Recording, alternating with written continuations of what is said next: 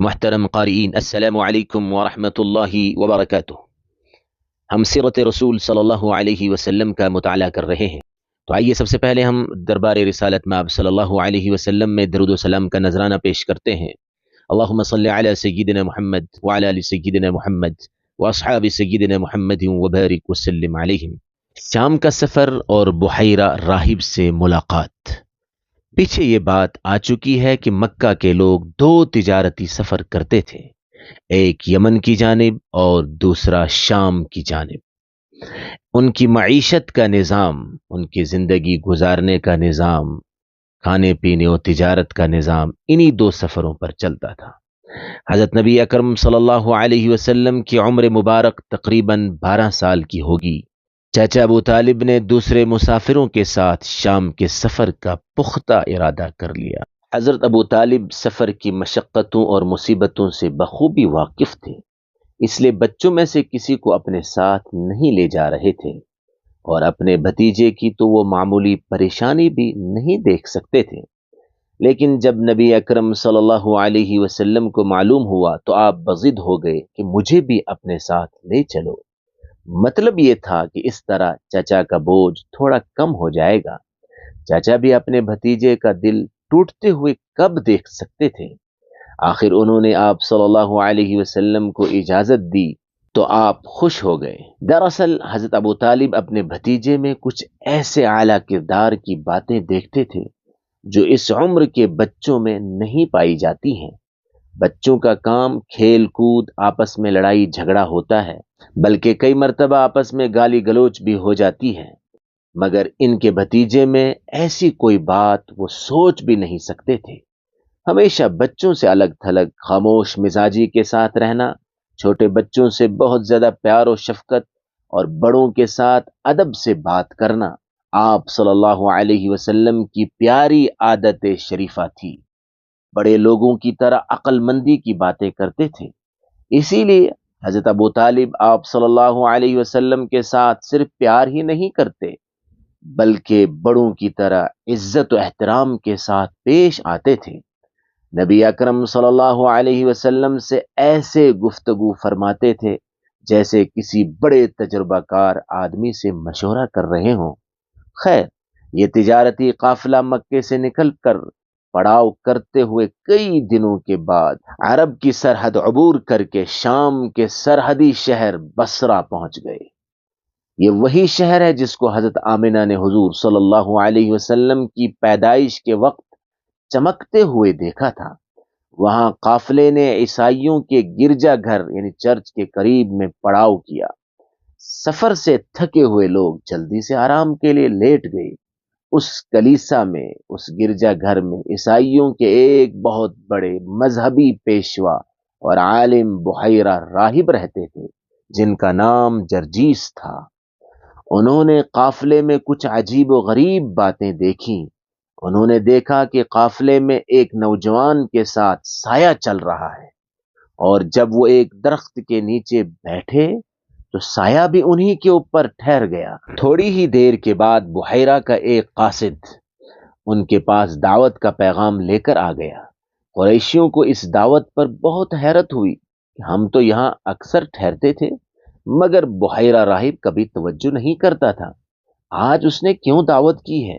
غرض یہی سوچتے ہوئے سب قافلے والے عبادت گاہ میں راہب کے پاس پہنچ گئے، مگر انہوں نے حضور صلی اللہ علیہ وسلم کو بچہ سمجھ کر پڑاؤ ہی میں چھوڑ دیا، یعنی سامان کے پاس۔ بحیرہ راہب نے سب کو گہری نظر سے دیکھ کر کہا، بھائیو، سب کی دعوت تھی، پیچھے کون رہ گیا ہے؟ جواب دیا، ہم سبھی آ گئے ہیں، صرف ایک کم عمر بچے کو چھوڑ آئے ہیں۔ اس نے کہا، نہیں، ان کو بھی لے کر آؤ۔ حضور صلی اللہ علیہ وسلم کے تایا یعنی بڑے چاچا حضرت حارث فوراً آپ صلی اللہ علیہ وسلم کو لے آئے۔ بحیرہ راہب آپ صلی اللہ علیہ وسلم کو برابر تجسس کی نگاہوں سے دیکھنے لگ گیا، یعنی ٹکٹکی باندھ کر غور سے دیکھنے لگ گیا۔ جب سب لوگ کھانا کھا کر واپس جانے لگے تو اس نے نبی اکرم صلی اللہ علیہ وسلم اور آپ صلی اللہ علیہ وسلم کے چاچا حضرت ابو طالب کو روک لیا۔ پھر اس نے آپ صلی اللہ علیہ وسلم کے دونوں کندھوں کے درمیان مہر نبوت کی زیارت کی اور بوسہ دیا۔ پھر حضرت ابو طالب کی طرف متوجہ ہو کر پوچھا، یہ بچہ آپ کا کیا لگتا ہے؟ انہوں نے کہا، یہ میرا بیٹا ہے۔ بحیرہ نے انکار میں گردن ہلا کر کہا، یہ ہو نہیں سکتا۔ حضرت ابو طالب نے کہا، یہ مجھے بچوں سے زیادہ پیارا ہے، لیکن حقیقت میں بھتیجا ہے۔ ان کے والد کا انتقال اس وقت ہو چکا تھا جب یہ ماں کے پیٹ میں تھے۔ اس نے کہا، بالکل ٹھیک ہے۔ پھر اس نے اسی طرح کی بہت ساری باتیں پوچھیں اور ہر بات پر ہاں میں سر ہلاتا رہا۔ آخر میں اس نے کہا، میں نے ان میں وہ تمام نشانیاں دیکھی ہیں جو آخری پیغمبر کی خاص نشانیاں ہیں، اور مجھے پورا یقین ہے کہ یہی آخری نبی ہیں جن کے انتظار میں اس وقت پوری دنیا ہے، جن کی خوشخبری دیتے اور جن کی آرزو میں تڑپتے ہوئے بڑے بڑے نبی چل بسے ہیں۔ مجھے ڈر ہے کہ اگر آپ ان کو آگے ملک شام لے جائیں گے تو یہودی عالم ان کو پہچان لیں گے اور ضد اور حسد کی بنا پر ان کو قتل کرنے کا منصوبہ بنائیں گے، کیونکہ ان کو اس سورج کی روشنی میں اپنے چراغ بجھتے ہوئے دکھائی دیں گے۔ اور آخر میں کہا، میں نے تمہیں نصیحت کر کے اپنا فرض پورا کر دیا ہے، آگے آپ کی مرضی ہے۔ ایک روایت میں ہے کہ حضرت ابو طالب نے بحیرہ راہب سے پوچھا، آپ کو ان کے آخری نبی ہونے کا علم کیسے ہوا؟ اس نے کہا، ایک تو جس وقت آپ ٹھہرنے کے لیے اترے تھے تو میں نے دیکھا کہ اس وقت سارے درخت اور پتھر ان کے سامنے جھک کر سجدہ کر رہے تھے، اور یہ بات نبی کے علاوہ کسی کے لیے ممکن نہیں ہے۔ دوسرے، میں نے دونوں کندھوں کے درمیان مہر نبوت دیکھ کر پہچان لیا ہے، یہ خاص آخری پیغمبر کی علامت ہے۔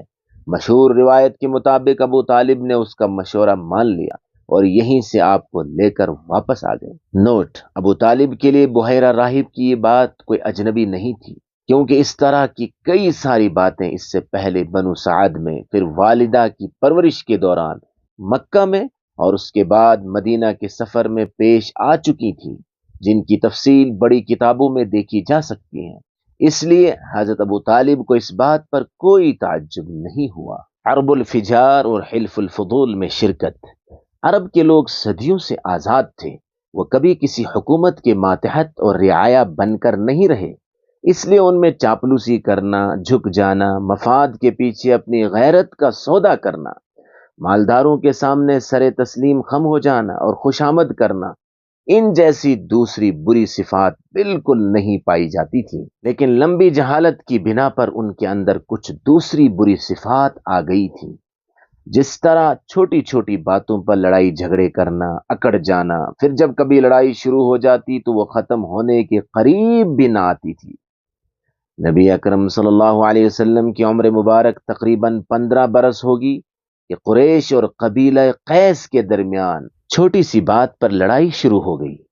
اول قیس قریش پر غالب آ گئے، اس وجہ سے انہوں نے حرم کا بھی کوئی خیال نہیں کیا اور حرمت والے مہینے ذی قعدہ میں ہی قریش پر حملہ کر دیا۔ حالانکہ یہ مہینہ ان 4 مہینوں میں سے ایک ہے جس میں عرب کے مشرک بھی لڑنا ناجائز سمجھتے تھے۔ اسی وجہ سے اس لڑائی کا نام حرب الفجار یعنی گناہ والی جنگ ہو گیا۔ یہ جنگ آپ صلی اللہ علیہ وسلم کے خاندان سے تھی، اس لیے آپ بھی مجبوری میں شامل ہو گئے، لیکن نبی اکرم صلی اللہ علیہ وسلم نے خود نہ کسی پر ہاتھ اٹھایا اور نہ کسی سے مقابلہ کیا، صرف اپنے چچاؤں کو تیر اٹھا اٹھا کر دیتے رہے۔ بالآخر کچھ نیک لوگوں کی محنت سے دونوں کے درمیان صلح پر جنگ کا خاتمہ ہوا۔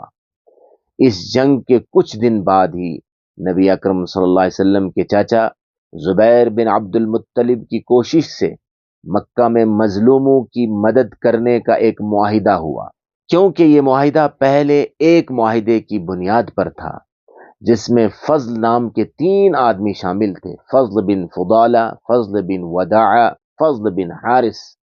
اسی وجہ سے اس معاہدے کو حلف الفضول کہنے لگ گئے تھے کہ جن 3 آدمیوں نے یہ معاہدہ اس سے پہلے کیا تھا ان کے ناموں کے شروع میں فضل کا لفظ تھا، اس کی جمع فضول ہو گیا۔ یہ معاہدہ اس طرح ہوا کہ مکہ میں کچھ بڑے اور چنے ہوئے لوگ بنو تمیم کے سردار عبداللہ بن جدعان کے گھر جمع ہوئے۔ نبی کریم صلی اللہ علیہ وسلم بھی خصوصی طور پر اس میں شامل کیے گئے۔ عبداللہ بن جدعان بڑا سخی تھا، اس نے سب کے لیے کھانا تیار کروایا۔ اس وقت سب نے مظلوم کی حمایت و نصرت کا یعنی مدد کا عہد کیا کہ مظلوم خواہ اپنا ہو یا پرایا، دیسی ہو یا پردیسی، جہاں تک ممکن ہوگا اس کی اعانت اور امداد سے، مدد سے دریغ نہ کریں گے، یعنی پیچھے نہیں ہٹیں گے۔